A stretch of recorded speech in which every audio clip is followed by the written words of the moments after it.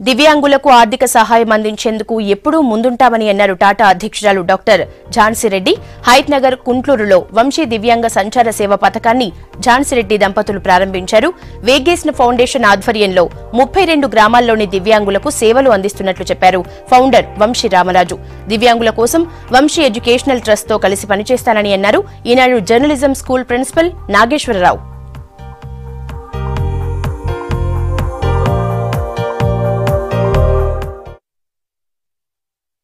వంశీ రామరాజు గారు చేసే పనులు చూసాం. ఇక్కడ గత 30 years నుంచి ఇక్కడ అంటే డిసబిలిటీ స్కూలే కాకుండా అన్ని health facilities, old age homes, so ఇవన్నీ కూడా చాలా ఎంత క్లాసీగా అంటే స్పెషలీ డోనర్స్ మనీ ఎంత మంచిగా ఉపయోగించి ఇంతమంది పిల్లలకి హ్యాండిక్యాప్ ఛాలెంజ్డ్ కిడ్స్కి సర్జరీసే కాదు, ఇక్కడ ఎడ్యుకేషనే కాదు, ఫిజికల్ థెరపీ, మళ్ళీ అట్లానే ఓల్డ్ ఏజ్ పీపుల్ని కూడా ఇక్కడ చూసాము. ఓల్డ్ ఏజ్ హోమ్ కూడా ఉంది.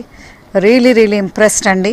ఐ ఆల్సో రిక్వెస్ట్ మన ఇక్కడ ఇండియాలో కూడా చాలా మంది డోనర్స్ ముందుకొచ్చి ఇట్లా డిసబిలిటీ చిల్డ్రన్స్ కి హెల్ప్ చేసి వాళ్ళకి ఫ్యూచర్ ఇవ్వాలని కోరుకుంటున్నాను. నిజంగా వంశీ రామరాజు గారు నిజంగా దేవుడు.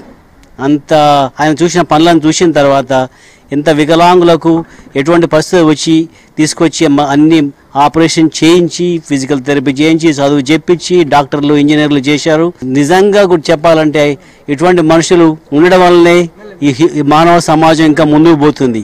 తప్పకుండా నేను నా సతీమణి ఝాన్సీ లక్ష్మి గారు తప్పకుండా మా సహకారంతో ఈ ఫెసిలిటీకి తప్పకుండా మేము డొనేషన్ చేస్తాము. పెద్ద ఎత్తున తప్పకుండా చేస్తానని నేను పబ్లిక్గా చెప్తాను. గత 30 సంవత్సరాలుగా 1988 నుంచి కూడా సేవా కార్యక్రమాలు అడుగుపెట్టాం. ముఖ్యంగా రూరల్ ఏరియా గ్రామీణ ప్రాంతాల్లో సేవ చేయాలనే తలంపు, అది కూడా మన తెలంగాణ రాష్ట్రంలో ఉన్నటువంటి రుగ్మతలు, తర్వాత స్లమ్స్ లో ఉన్నటువంటి బిడ్డల యొక్క భవిష్యత్తు, అనాథల భవిష్యత్తు, ముఖ్యంగా బిడ్డలు అంటే 15 సంవత్సరాల లోపు బిడ్డ, 5 నుంచి 15 సంవత్సరాల లోపు బిడ్డలకి సహకరించాలి. వీళ్ళంతా ఉదయించే సూర్యులు. వీళ్ళు కనుక సహకరిస్తే వీళ్ళు ఎవరైనా డాక్టర్స్ కావచ్చు, IAS కావచ్చు, IPS కావచ్చు. ఇట్లాంటి సంచార సేవ నాకు ఇది ఆలోచన కూడా చాలా వినూత్నంగా అనిపిస్తుంది. ఎందుకంటే చాలా మంది దివ్యాంగుల్ని ఆసుపత్రులకు లేకపోతే ఒక శరణాలయాలకు తీసుకువెళ్లి అక్కడ సేవ చేయడం వేరు, కానీ ఇక్కడికి రాలేని దివ్యాంగుల కోసం ఇక్కడి నుంచి వాహనాల్లో వెళ్లి సేవ చేయడం అనేది ఒక వినూత్నమైనటువంటి ఆలోచన, చాలా గొప్ప ఆలోచన. దీనికి